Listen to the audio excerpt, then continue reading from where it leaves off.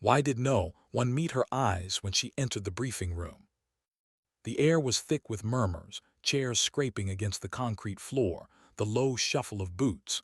Men in uniform leaned over dossiers, their pens tapping like restless drummers against thin stacks of paper. The overhead lights buzzed with a faint hum, a sound that made the silence between words all the heavier. They noticed her, of course they did, but they didn't acknowledge her. Their glances slid past her like rain off glass. At the edge of the room she stood still, her frame neat, shoulders squared, every line of her posture calm. Not rigid calm. A different kind of strength, one that unnerved those who relied on volume and bravado. The conversations continued louder than they needed to be. Someone laughed too hard at a joke that wasn't funny.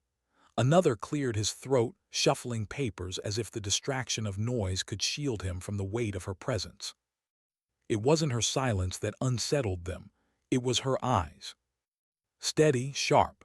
They seemed to strip away the armor of pretense. When she looked at someone, even for a breath, they felt seen in a way that left them uncomfortable. It wasn't confrontation. It wasn't aggression. It was simply the quiet refusal to look away first. One of the younger men smirked, leaning toward his companion. She always just stands there like a statue. His friend chuckled, adding, "Yeah, like she's waiting for someone to wind her up." Their words weren't meant for her. Not directly. But they weren't hidden either. The smirk grew when the younger one glanced her way, as if testing whether the stone-faced sergeant had heard him. She did, and she didn't move. Her stillness was her reply. The colonel entered then, his presence shifting the air, the chatter falling into order. He moved briskly toward the screen at the front, where satellite images of a valley stretched across the projection. Desert terrain, sparse cover, hostile territory. The kind of place where an ambush wasn't a possibility, it was a guarantee. The colonel's voice was gravel, deliberate, stripped of any softness. "This is where you're going." The room leaned forward, pens ready. Coordinates were read, timelines drawn, risks listed. Names called one after another, voices responding with crisp acknowledgments. She waited, calm, patient, as if she already knew the pattern would repeat itself. Her name would not be called. It was. The list ended. The colonel paused, eyes scanning the room, then nodding as if the matter were settled. She stepped forward, not hurried, not defiant, just certain. A faint ripple moved through the room, a cough, the scrape of a chair leg, but no one stopped her when she took a dossier from the stack at the front. Not the colonel, not the lieutenant beside him, not a single man who had just laughed at her silence. No one said a word. Why? Because beneath their mockery lay something they didn't want to face. They were afraid of her. Not in the way soldiers feared superior rank or even skill. This was different. They feared what they didn't understand, the quiet in her. The absence of noise where others filled silence with jokes, bravado, or curses. They feared the possibility that stillness could be stronger than sound. Outside, under a bruised sky where storm clouds threatened but never broke, she held the file against her chest. The wind snapped hard at the flag above the compound, its fabric cracking like a whip. She didn't flinch. She didn't look back. She knew what they thought of her, that she didn't belong, that she was too reserved. That silence meant weakness. But they didn't know. Silence wasn't weakness. Silence was memory. And memory, hers, was heavier than any weapon they carried. The mission would change things, not for them, for her. She whispered it under her breath as the wind tugged at her collar. It has to. What does a person carry into battle that no one else sees? For her, it wasn't medals or scars she wore on her skin. It was a single folded letter, creased and worn, the edges softened as if time itself had tried to erase it. She kept it tucked inside her vest, between body armor and skin, close enough that every breath pressed the paper against her heart. The words weren't long. In fact, they were barely a sentence, but she had read them more times than she could count. Her thumb had memorized each loop and line of the ink, even as it faded. Come back to me however you can." It wasn't signed. It didn't need to be. The helicopter's rotors churned the air into a storm of dust and noise as the squad loaded in. Boots clanged against the steel floor, rifles knocked against helmets, voices rose louder to be heard over the machine's roar. Sweat, oil, metal, the scent of deployment clung to them already, before they'd even left the ground. She stepped in last, settling on the side bench. Her posture was the same as it had been in the briefing room, calm, hands folded, gaze forward, still. A younger soldier, maybe barely 20, leaned close, nearly shouting into her ear over the rotor's deafening churn. "You ever gonna smile, Sergeant, or is that against regulation?" A couple of others chuckled, nervous laughter sharp at the edges, not cruel but not kind either. She didn't flinch, didn't reply. Instead, she turned her head slowly and met his eyes. It wasn't anger in her gaze. No fire, no sharpness meant to cut, just stillness, steady, certain, the kind of look that didn't fight, it stripped, left no shield standing. The young man's smirk faltered. His throat tightened. He shifted back in his seat, pretending to adjust his gear. The chuckles around him quieted, fading into an uneasy silence broken only by the chop of the blades. No one mocked again after that. As the bird lifted, the compound shrinking beneath them, she looked toward the horizon. The desert stretched endless, shadows bleeding into gold as the sun dropped. Dust rose from the earth like restless ghosts, swirling in the downdraft, reaching up as if to drag them back down. She pressed her palm briefly against her chest, feeling the thin edge of the letter beneath the armor. Would she come back? The question haunted her, but it wasn't for herself she feared the answer. It was for the one who had written the letter. How long can a person carry grief before it becomes armor? The outpost was little more than walls and shadows, a shell against the night. Stars cut through the sky, sharp and cold, their light spilling across sand and silence. Inside, the air hummed faintly with the buzz of a generator. The squad moved in restless patterns, stripping gear, checking rifles, muttering complaints.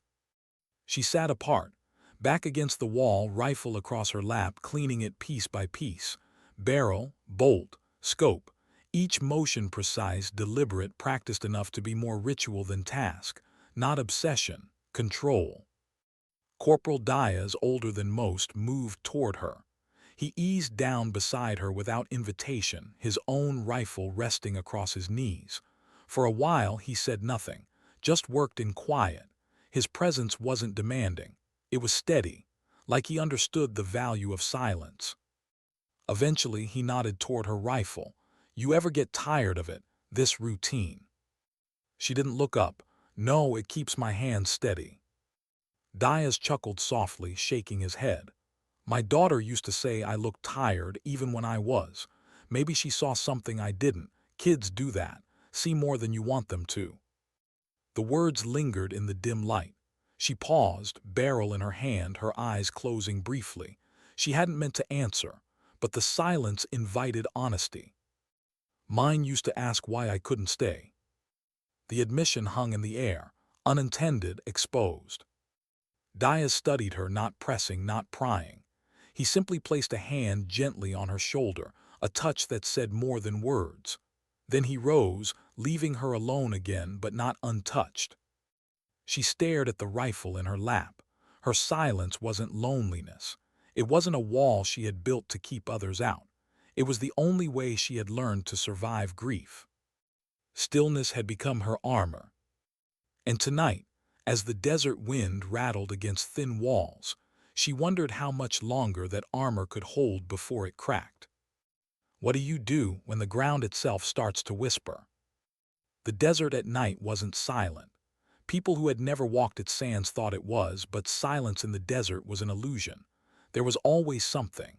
The groan of wind dragging across rock, the low scratch of sand slipping down a dune, the occasional distant bark of a fox that shouldn't have been close, reminding everyone that life endured here, hidden in shadows.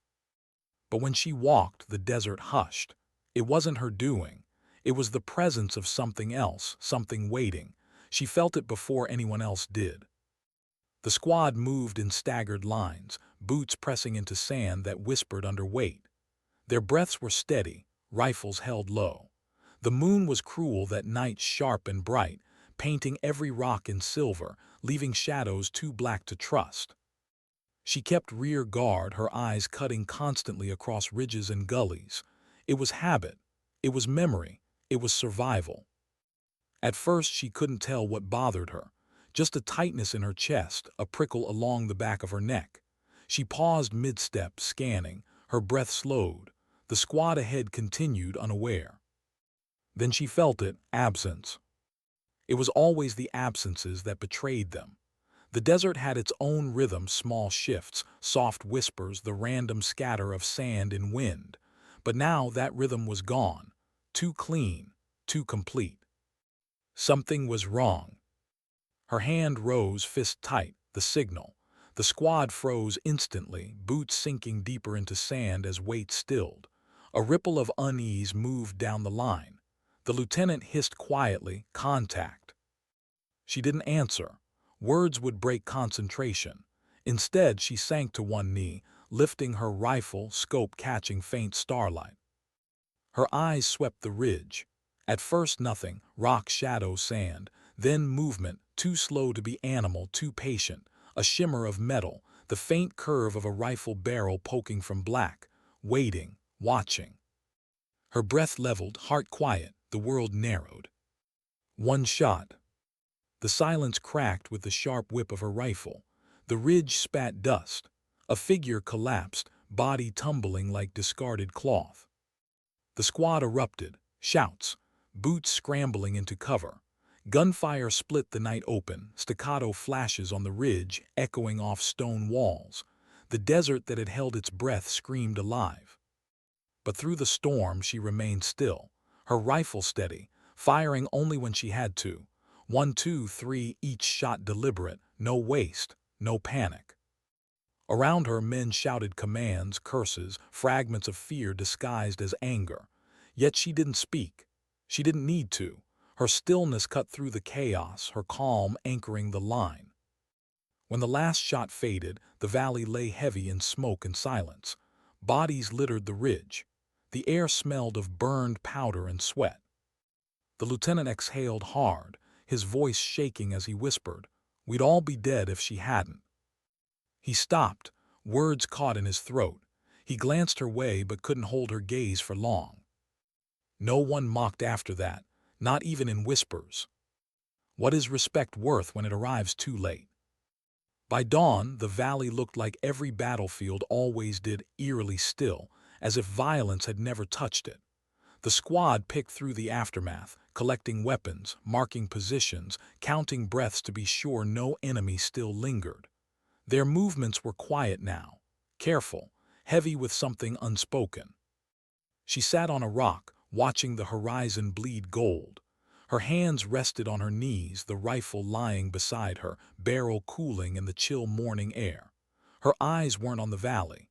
They were on the letter pressed against her chest. She could feel its edges, even through fabric. "Sergeant." She looked up. The lieutenant stood before her, helmet off, his hair damp with sweat. His voice was softer than she had ever heard it. "You saved us. No doubt about it. You," he hesitated, words tangling. Then he shook his head, clearing his throat. "Good work." She nodded once, nothing more. He wanted more, though. Wanted her to say something back, to open the door she always kept shut. But she didn't, and eventually he walked away. Diaz lingered after the others dispersed. He sat on the same rock as her, shoulders hunched, eyes on the same horizon. For a while neither spoke. Then he muttered, "That was clean shooting, too clean, like you've done it before." She didn't answer, not directly. Instead, she said, "Stillness makes the shot." He studied her profile, lines cut sharp in the morning light. He wanted to ask more but stopped. Respect wasn't in questions. Respect was in letting silence hold weight. How do you measure a person who fights without raising their voice?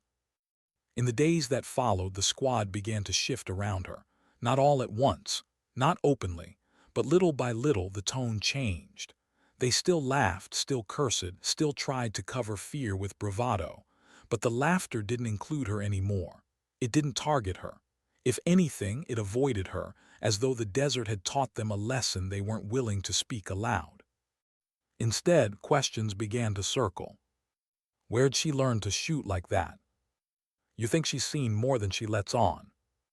Why doesn't she ever talk about home? None of the questions were asked to her directly.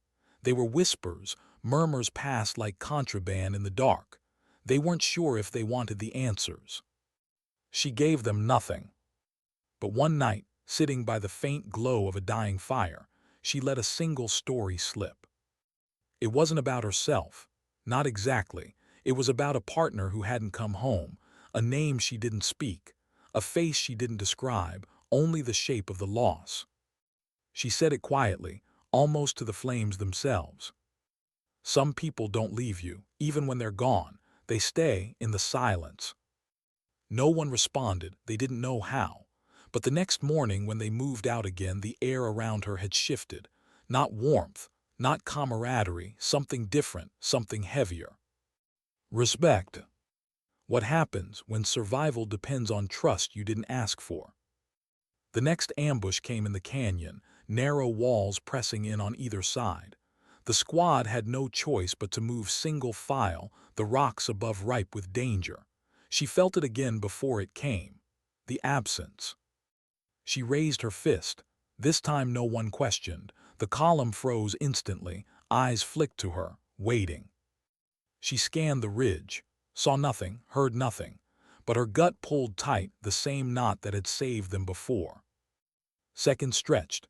Then the crack of a rifle shot exploded from above. She dropped flat, returning fire before the squad even registered what had happened. Bullets ricocheted off stone, dust blinding, shouts tearing the canyon apart. The lieutenant barked orders, but it was her stillness, her steady fire, that carved space for them to breathe. By the time they broke free of the canyon, dragging one wounded but alive, the squad was drenched in sweat and dust, faces pale under streaks of grime. And every one of them knew, if she hadn't been there, none of them would have walked out. That night, under a fractured sky where clouds hid and revealed the moon, the squad sat closer to her, not touching, not speaking to her directly, just closer, as though proximity to her stillness gave them a steadiness they lacked. Diaz handed her a canteen, no words, just the gesture. She accepted. The young soldier, the one who had once mocked her smile, caught her gaze across the firelight. He didn't smirk this time. He nodded, small, honest. She didn't return it, but she didn't look away either. Respect had finally arrived. Too late, maybe, but it was here. The night had grown colder, though no one dared speak of it.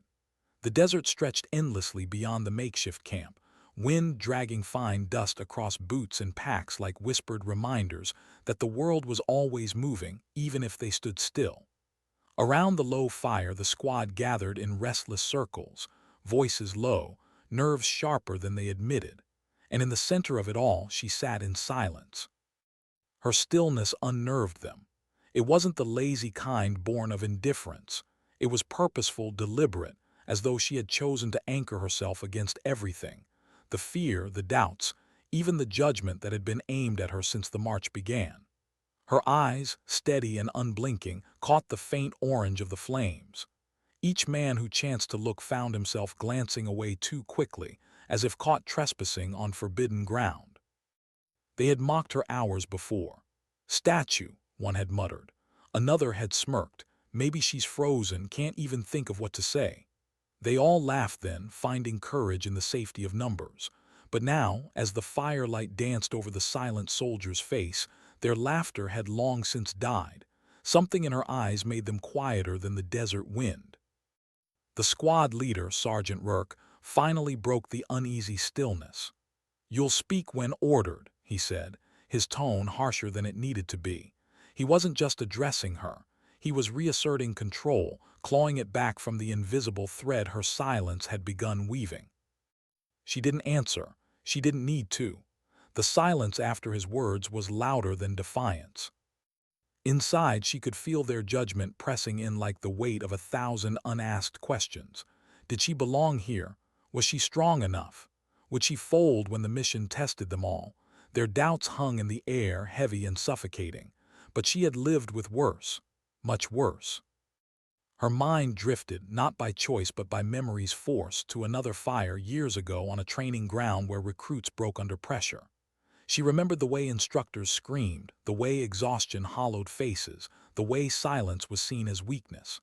She remembered, too, the night when her unit collapsed, too tired to move, too afraid to push forward. She had said nothing then as well. She had only kept moving, step after step, breath after breath. It was silence that carried her through when words failed. But silence was not emptiness, it was a choice. A gust of wind pulled her back to the present, and with it came the first echo of distant movement. Not voices, not machines, just the suggestion of something alive beyond the camp's dim circle. The squad heard it too, heads turned, eyes scanning the horizon. Their hands went to weapons with the instinct of men who suddenly remembered danger was real. "Hold," Sergeant Rourke ordered, though his own grip tightened on his rifle. They waited, the sound faded, the desert stilled again, and slowly they returned to the fire, but unease now coiled tighter inside them. It was then that one of the younger soldiers, Keenan, spoke with the kind of forced boldness only fear could forge. "Why don't you ever say anything?" he asked her, staring directly into her steady gaze. His voice trembled. "We're all carrying the weight here. Don't you have anything to say?" The others shifted, suddenly alert. It was the question they all carried but hadn't dared ask aloud. Her eyes held his, calm, steady. As though the firelight itself bent toward the gravity of her gaze, she didn't speak, she didn't blink, she only looked at him. And Keenan, who had begun with challenge in his voice, felt his throat tighten. He looked away, muttering something under his breath, though none could hear it clearly. The silence stretched, pressing against them. No one laughed now. No one mocked. Instead, each man felt a strange discomfort crawling beneath his skin, as though her stillness had reached into their own hearts and found the places they had been trying to ignore, the fear, the doubt, the weight of what was coming.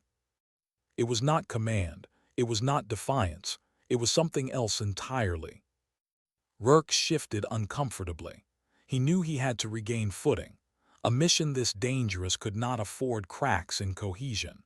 He opened his mouth to bark another order, but before he could, the night itself interrupted him. From the darkness came a sound, closer this time. The shuffle of movement, unmistakable, deliberate. Every soldier froze. The campfire snapped and hissed, its light suddenly too small, too fragile against the vastness of what lay beyond. Weapons raised, eyes darting, breath held. And she, still calm, still silent, did not move with panic. She rose instead, slow and deliberate, her rifle already in her hands. The firelight caught her profile, and in that moment her presence seemed to cut through the fear like a blade through fog. The others followed her lead, almost unconsciously. Her calm steadied them more than Rourke's orders ever had. Minutes dragged. The sound receded again, fading into the desert as if it had never been. No ambush, no attack, just the reminder that the mission ahead would not forgive hesitation. They lowered their weapons, but no one sat again. Sleep was forgotten. When Rourke finally spoke, his voice was lower, less certain. "We move at first light." The squad dispersed in uneasy silence, each man haunted by the look in her eyes when she rose, by the unshaken calm that had steadied their own hands. She sat again, her rifle across her knees, her gaze fixed on the horizon where the darkness pressed close. They thought silence was weakness. They thought stillness meant fear. But already, without a single word, she had shifted the ground beneath them. Already, her presence had begun to teach them what their voices never could. And dawn was still hours away. Why did dawn feel so heavy? The first light crawled over the horizon with none of the warmth one expected from morning. It bled into the desert like something reluctant, pale and muted, casting long shadows that felt sharper than knives. The squad moved in silence, gear tightened, rifles slung, eyes watchful. Sleep had eluded most of them. She walked at the center of the column, steady, unhurried, each step as deliberate as the beat of a drum. Around her, men who once dismissed her as background noise now stole glances when they thought she wouldn't notice. They still didn't trust her, not fully, but there was a crack in their certainty, a hesitation in their doubt.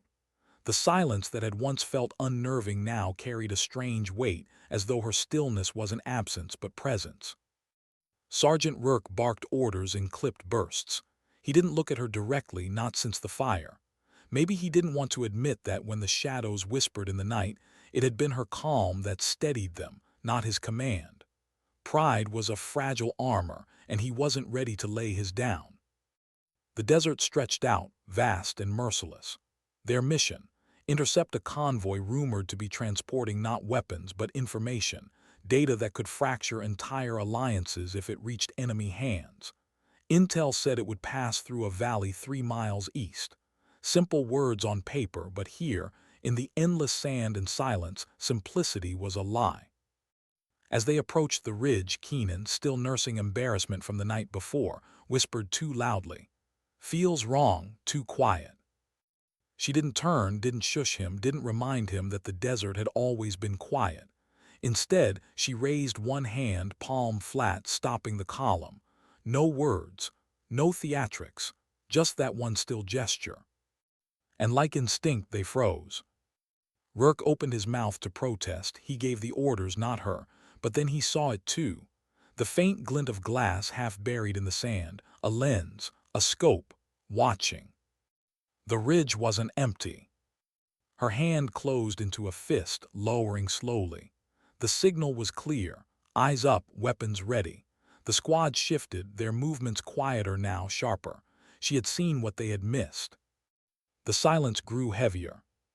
Then the first shot cracked through the morning. Dust erupted inches from Keenan's boot.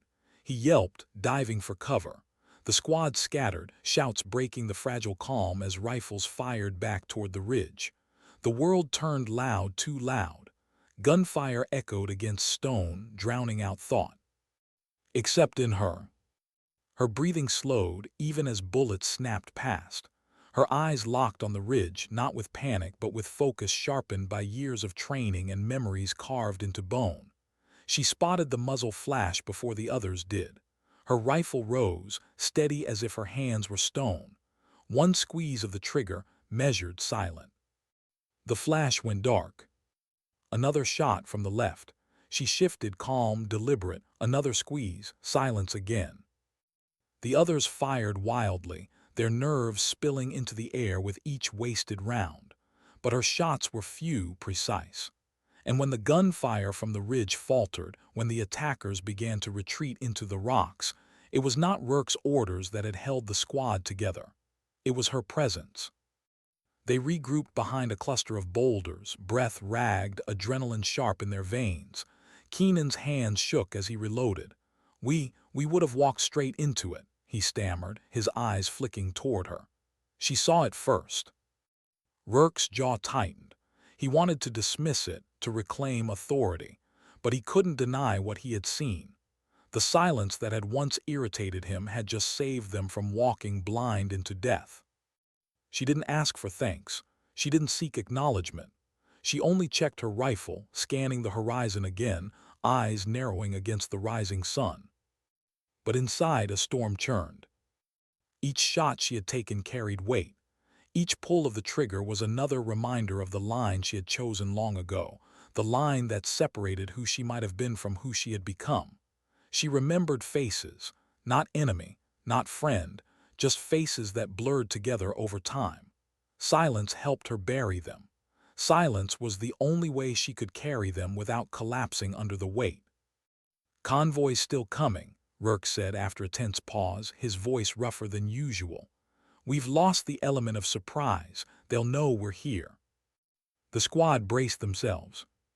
She said nothing, but her eyes lingered on the valley ahead, where the road cut through like a scar. Something in her gut told her this wasn't just about a convoy. Something more waited there, something unspoken. They moved again, slower now, tension coiled around every step. When they reached the overlook above the valley, the truth revealed itself. It wasn't a convoy of trucks. It was a procession, armored vehicles, escorts, more than their intel had suggested. Too many, far too many. The squad muttered curses, realization dawning that they were outnumbered, outgunned, exposed. Rourke's face hardened. We take what we can, then fall back. Mission priority is intel, not glory. But she didn't look at the vehicles. She looked at the last truck, armored heavier than the rest. Its windows were blacked out, its tires reinforced. And when the door cracked open for the briefest second, she caught sight of something that turned her blood cold. A face familiar. No, not possible, it couldn't be. She blinked, but the image burned into her mind. A face from her past, a ghost she had buried, now alive inside that armored truck. Her grip on the rifle tightened, her silence deepened. The squad waited for orders, their nerves fraying. They didn't know what she had seen. They didn't know that the mission had just changed, at least for her. Inside her chest, her heartbeat thundered, though her face remained unreadable. She had told herself for years she was done searching, that ghosts didn't come back, that some losses were final. But what if she had been wrong? What if silence had been hiding not just strength, but the truth she was too afraid to face? The convoy rolled forward, engines growling, dust rising like smoke. The squad held their breath, waiting for the call to strike. And she couldn't look away from that last truck. What did it mean, seeing a ghost in daylight? The dust plume of the convoy thickened, drifting into the valley like smoke from an unseen fire. Engines growled, heavy and steady, each rumble settling deeper into the chest than the ear. The squad lay prone along the ridge, rifles angled downward, breaths measured and shallow. Every man knew the odds weren't in their favor. Intel had lied, or maybe someone else had. Either way, they weren't starring at a simple transport. This was a rolling fortress, guarded on all sides, the kind of target that punished mistakes without mercy. Sergeant Rourke whispered into the radio, requesting higher command for confirmation, for guidance, for anything that might help them make sense of the mission's shifting ground. Static answered. No help was coming. The silence stretched too long. Soldiers exchanged glances, nerves twitched. And then her eyes, the ones that had unsettled them from the start, locked on that final armored truck. She didn't blink, didn't breathe, didn't move. Inside her, memory cracked open like a wound she had sealed years ago. A face she thought gone forever. A face she had told herself not to dream about. But it was there, brief in the crack of the truck door. Alive, real. She didn't allow her breath to change. She didn't let her hands tremble, but her chest burned. Her silence had always been armor. Now it felt like glass. "Keenan," Rourke hissed, "set your sight on the second vehicle. We hit the escorts first." The younger soldier nodded, though sweat streaked his brow. His rifle wavered, heart louder than his trigger finger. "Steady," Rourke barked. She shifted her scope back to the last truck. She knew she should focus on the mission, on the intel, on survival. But something deeper held her in place. Questions burned. How? Why? If the face was real, if the person she saw was alive, what did it mean for everything she had believed? Her silence deepened. "On my mark," Rourke whispered. 3, 2. She fired first. The crack of her rifle split the air, sharp and final. A guard on the ridge opposite collapsed before Rourke's count ended. The squad flinched, shocked, then scrambled to follow her lead. Gunfire erupted, tearing across the valley. The convoy lurched, engines snarling, escorts swerving into defensive positions. Dust thickened into a storm. Bullets shredded rock and sand around the squad's perch. But her focus didn't waver. She cycled her rifle with mechanical calm, each shot measured, each target deliberate. To the squad, her silence now wasn't unnerving. It was anchoring. In the chaos, her stillness was gravity. Shift fire, Rourke roared, trying to keep pace with what she had already set in motion. His orders trailed her actions like echoes. Keenan fired, his shots wild at first, then steadier when he saw her precision. The others followed, their panic easing as her calm bled into them. But she wasn't calm, not inside. Her scope slid again to that last truck. Through the haze of gunfire and dust, she saw it accelerate, tires grinding deep ruts into the valley floor. The blacked-out windows remained sealed, hiding what she had glimpsed. No one else had noticed. No one else had seen the ghost she had. The squad was too busy surviving, too consumed by the firefight. Only she carried the weight of what might be inside that vehicle. Another escort exploded under their fire, flames curling into the morning sky. The squad cheered briefly, desperately. Rourke shouted for them to move, to descend the ridge before reinforcements could arrive. But she hesitated. Her eyes never left that last truck. The memory of the face pulled at her like gravity. She remembered a voice, warm, steady, the one voice that had believed in her when others doubted. She remembered promises made, promises broken by war and loss. She remembered the night she swore she would never allow herself to hope again. And now hope clawed its way back, raw and merciless. She broke from the squad. "Kane," Rourke shouted after her, using her last name for the first time since the mission began. His voice cracked with disbelief. "Where the hell are you going?" She didn't answer, she couldn't. Words would betray her. Silence was all she had left. Sliding down the ridge, she kept her rifle tight, her body low. Gunfire snapped around her, but she didn't flinch. Each step was purpose. Each breath was demand. The squad watched, stunned, torn between following and staying alive. "Hold position," Rourke ordered, but doubt clung to his voice. They were pinned. They couldn't chase her without breaking the line. She advanced alone, a shadow against the storm. The convoy buckled under the assault, some vehicles disabled, others revering in panic.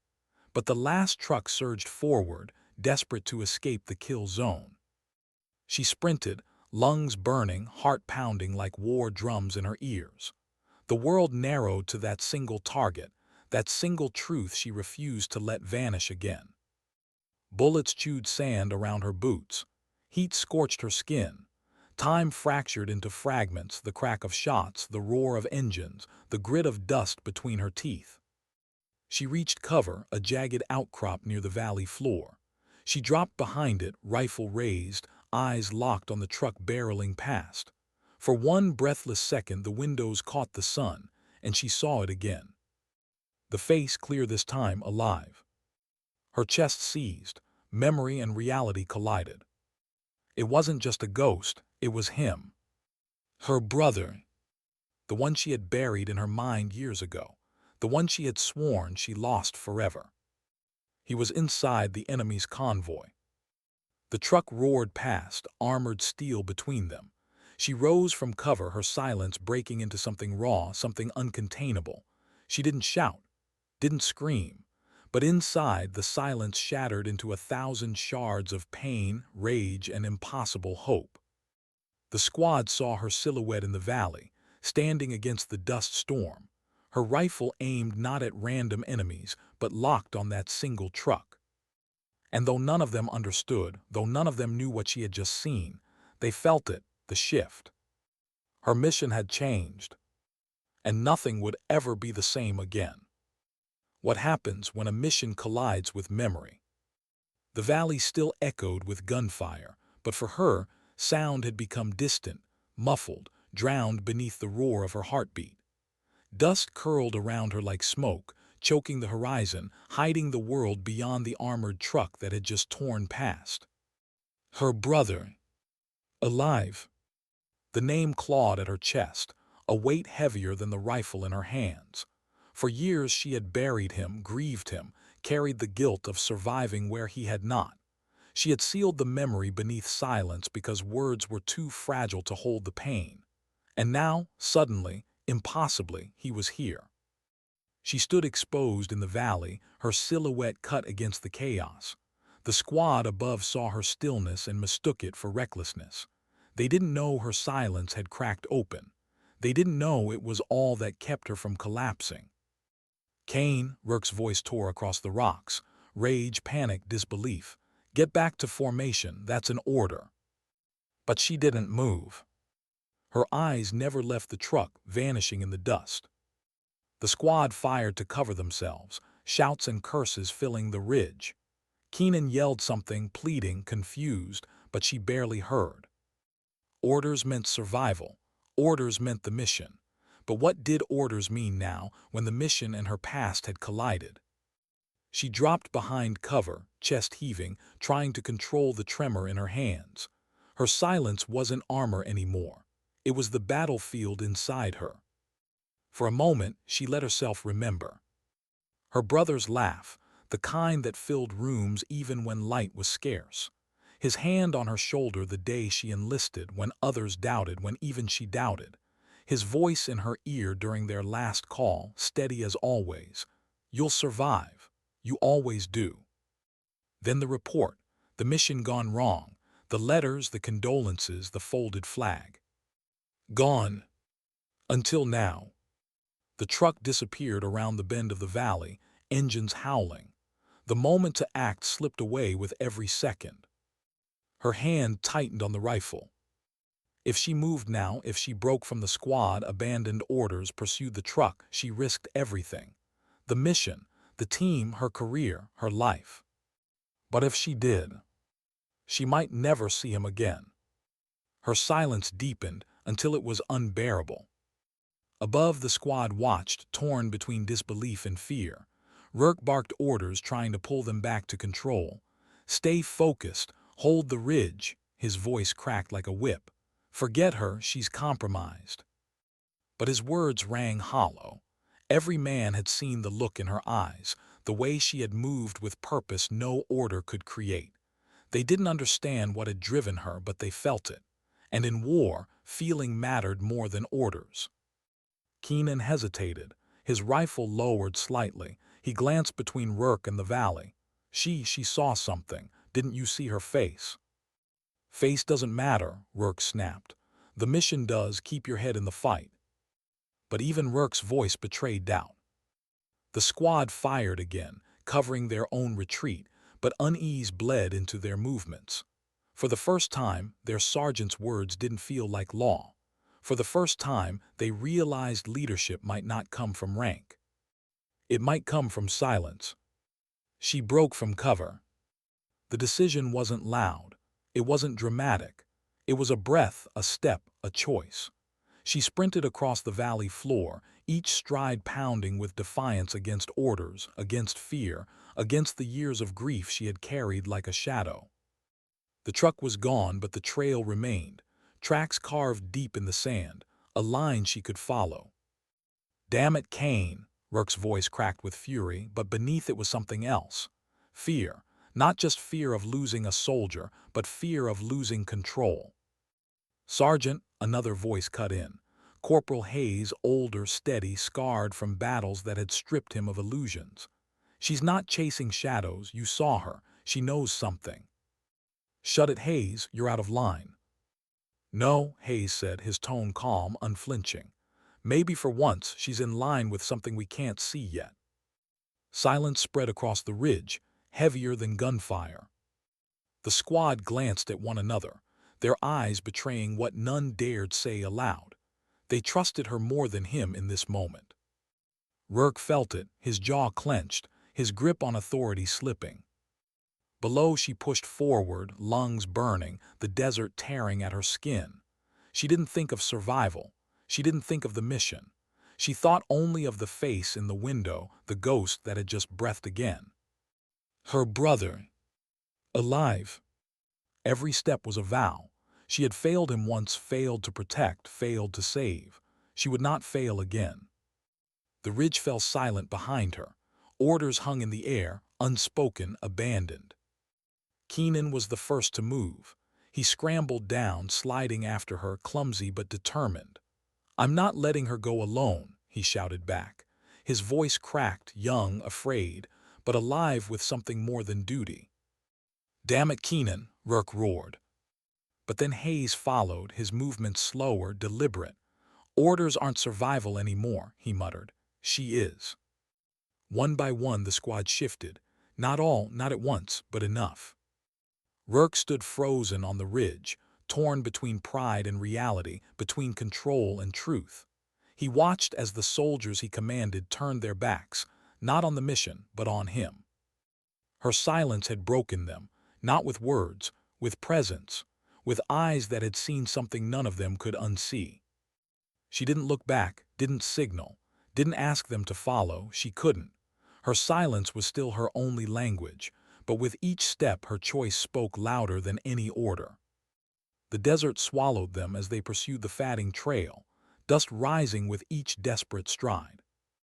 Above, Rourke cursed, fury echoing off stone, but even he knew control was gone. Leadership had shifted. And in the valley below, a soldier chased not just a mission, but a brother she thought dead. The squad followed, torn by doubt, bound by something they didn't understand. The ambush had ended. The real war, inside her, inside them all, had only just begun. She walked ahead of them without speaking, her boots carrying the weight of the mission like it belonged to her alone. The silence that followed wasn't just hers anymore, it belonged to the whole squad. Even the most talkative ones, the men who once filled every pause with nervous chatter, now kept their words to themselves. It wasn't discipline. It wasn't fear of being overheard. It was something harder to name, a kind of reverence mixed with unease. They had mocked her once, back when stillness felt like weakness. Now her stillness had become their shield, and they hated to admit it, but they needed it.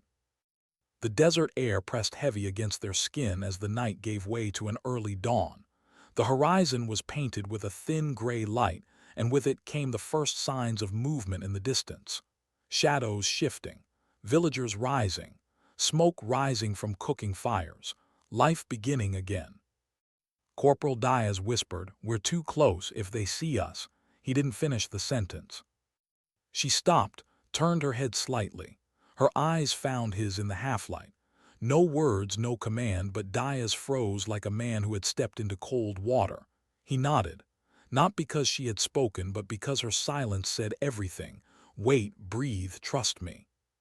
For years he'd served under officers who shouted orders until their voices broke.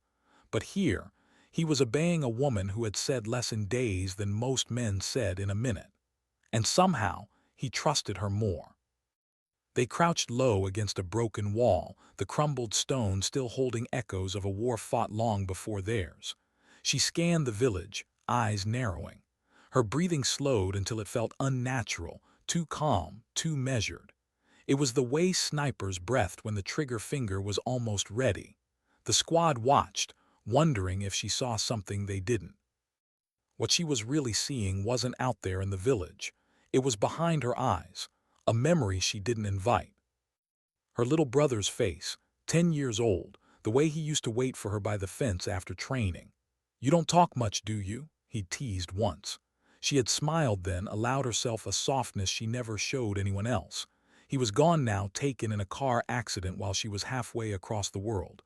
She had missed the funeral, missed the last goodbye. And in that hollow silence she had built her armor. Her throat tightened, but her face didn't move. The squad couldn't see it. Only her eyes shifted, glinting in a way that unsettled them. Private Keller whispered too loudly, "Why aren't we moving?" A hand shot out, Diaz's hand, and pressed against Keller's shoulder. "Shut up. If she says wait, we wait." "She didn't say anything," Keller hissed back. "That's the point," Diaz muttered. Before Keller could argue, movement flickered in the village. A group of armed men emerged from behind a cart, rifles slung casually but their eyes sharp. They weren't soldiers. Militia, maybe. Maybe worse. They scanned the area, suspicious of the broken wall, suspicious of shadows. If the squad had moved too soon, they would have been spotted. Now even Keller stayed quiet, his chest rising fast. She lowered her weapon slowly. Not aiming, not yet, just watching, counting, breathing. The squad followed her lead, holding their positions. The militia passed. Two men lingered, looked directly at the wall. For 1 second, everything balanced on a thread. Then they turned and walked on. Only when the last figure disappeared did she shift. One hand raised slightly, signaling move. No words. They followed. Every man in that squad now carried the memory of that moment, not because of what they had seen, but because of what they had avoided. Her silence had saved them, again. Hours later, when they finally reached the extraction point, the squad collapsed into what was left of their rations. Dust clung to their faces. Sweat streaked with dirt. They should have felt relief, but the quiet was heavier than ever. Diaz sat next to her. For a long time he didn't say anything. Then finally he broke. "You ever think about it?" he asked softly. She turned her head, studying him. "About what?" He swallowed. "Why we're really here, not the mission, not the orders, I mean the cost. Every time we come back, we leave something behind, some part of us." His voice cracked a little, though he tried to hide it. "I left a daughter. She was born while I was deployed. I held her once. Once." His eyes dropped. He rubbed at the dirt on his hands. "Sometimes I wonder if she'll even know me when this is all over." The squad was listening. Even Keller, who liked to laugh too loudly, had his gaze on the ground. She didn't speak. She didn't offer comfort or cliché. She just looked at him. And somehow, Diaz felt like she had heard him more deeply than anyone else ever had. That was the thing about her eyes. They didn't just silence. They carried. They held weight for others when they could not. But she couldn't hold her own weight forever. That night, when the squad finally dozed in uneasy sleep, she stayed awake. The desert stretched out under the stars, a vast silence even greater than her own. And in that emptiness, she let the memory of her brother's voice seep through. "You don't talk much, do you?" She pressed her palms into her eyes. "Not here, not now." But grief doesn't follow orders. It seeps, it waits.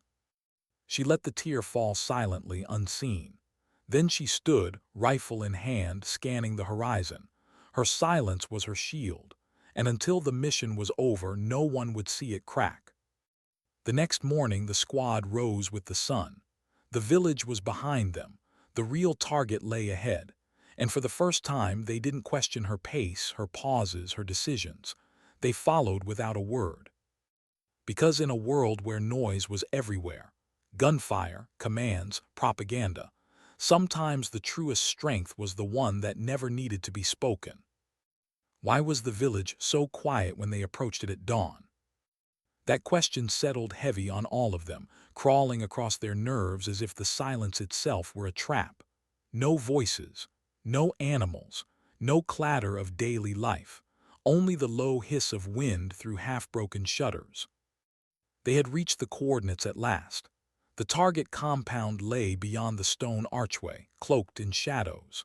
Somewhere inside, the man they were sent to find, the one who had ordered ambushes, bombings, the deaths of their brothers in arms, waited, or so they believed.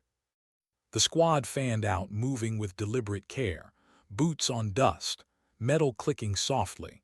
Their breaths caught, then released in uneven rhythm. The closer they got, the more it felt like the silence was pressing back against them. And there she was in the center, her steps measured, her eyes searching. Stillness again, always stillness. The men looked at her unconsciously, waiting for some sign. Even Diaz, who had once been skeptical, now carried the conviction that if she froze, they froze. If she moved, they followed. Her eyes traced the upper windows of the compound, cracked shutters, drapes swaying faintly. Nothing. And yet she felt it, the weight of eyes watching them from inside. She raised her fist slightly, halting the squad. The gesture was tiny, yet it carried the weight of a shouted command. They crouched low. No words, just waiting. A beat of stillness stretched on too long. Then the explosion ripped through the air. A tripwire, a buried charge. The ground erupted 20 yards ahead, flames swallowing sand and stone. The shockwaves slammed into them, throwing dust in every direction. Ears rang. A scream cut the air. Private Keller hit by shrapnel in the leg. He went down, writhing. Gunfire erupted from the windows above. The silence shattered into chaos. Bullets ripped into walls. Dust filled the air like smoke. Diaz dragged Keller behind cover, shouting over the storm, "We're pinned." She didn't move at first, just crouched still, calm, scanning. Her eyes flicked between windows, doors, shadows. The men glanced at her, desperate for orders. She gave none, not with her mouth. But then her body stilled completely. 1 breath. 2. Her rifle rose, slowly, purposeful. Crack. The shot punched through a window. A body fell. The return fire faltered for a heartbeat. Crack. Another. Each shot precise. Each one following silence. She wasn't panicked, wasn't rushing. It was as though the chaos around her didn't exist. The squad watched in awe as she cut through the noise with something far stronger, absolute calm. But there weren't enough bullets in her rifle to stop them all. More men appeared at the compound's doorway, charging. Diaz shouted, lifting his weapon. Keller screamed in pain. The squad braced for collapse. She dropped her rifle, reached for a smoke grenade, and hurled it forward. The canister hissed, filling the courtyard with a rolling gray fog. The gunfire sputtered, uncertain. Through the haze she moved, not recklessly, not in a rush, every step deliberate, as if she already knew where her feet must fall. The squad held their breath. They couldn't see her anymore, only her silhouette disappearing into smoke. "Should we?" one soldier began. "No," Diaz whispered hoarsely. "We wait, she knows." Minutes stretched like hours. Gunfire barked again, muffled shouts, then silence, true silence, not the empty kind but the kind that swallows everything whole. And then she emerged from the fog, dragging a figure by the collar. The target, the man, his weapon gone, his face a mask of fury and fear. The squad stared, dumbstruck. She had done it alone, not with words, not with commands, just with eyes that spoke of inevitability. The mission was over. But something in her face told them it was, not yet. Because as the dust settled, as Keller groaned in pain and Diaz pressed a bandage to his wound, she stood motionless, eyes locked on the horizon. Not on the man she had captured, not on her squad, on something beyond. A sound carried faintly through the still morning air, the cries of children, from another part of the village, civilians. Her eyes darkened. The silence that had once shielded her now carried a different weight, a decision. They were ordered to exfil now, to pull back with the target. But leaving meant abandoning the families who lived here, who would surely suffer retaliation once the militia regrouped. Diaz approached, dirt and blood on his hands. "Orders are clear, we leave." She looked at him, nothing on her lips, everything in her eyes. And in that silent exchange, Diaz felt it, the impossible weight of choosing between duty and humanity. He broke first, damn it. He slammed his rifle against the wall. "Fine, we hold until extraction, we buy them time." The squad murmured, fear mixing with something else, respect. They set up defenses, barricades, covered windows, and she, as always, moved without words. The militia came back at dawn, not dozens, hundreds. The compound became a storm of bullets, fire, shouts. The squad fought tooth and nail, every man knowing they were outnumbered, but none of them broke. Why? Because every time their fear threatened to crush them, they saw her, calm, still, eyes unblinking even as rounds snapped past her head. When Diaz faltered, when Keller cried out, when another man nearly threw his rifle down in despair, she was there, not speaking, just looking, and in her eyes they found the strength to stand again. The battle raged for hours. Civilians fled through back alleys, mothers clutching children, elders stumbling, guided by the cover the squad provided. By the time helicopters thundered overhead, the squad was battered, bloodied, nearly spent. But they had held. The militia scattered under the roar of rotor blades. Extraction ropes dropped. One by one, the squad climbed, carrying Keller, carrying each other. She was the last, always the last. As the helicopter lifted, the village shrinking below, she sat in the corner, face streaked with dust and sweat. The target lay bound at her feet. Her squad slumped around her, too exhausted to speak. But their eyes found hers, and for once they didn't look away. No one mocked her stillness now, no one dared.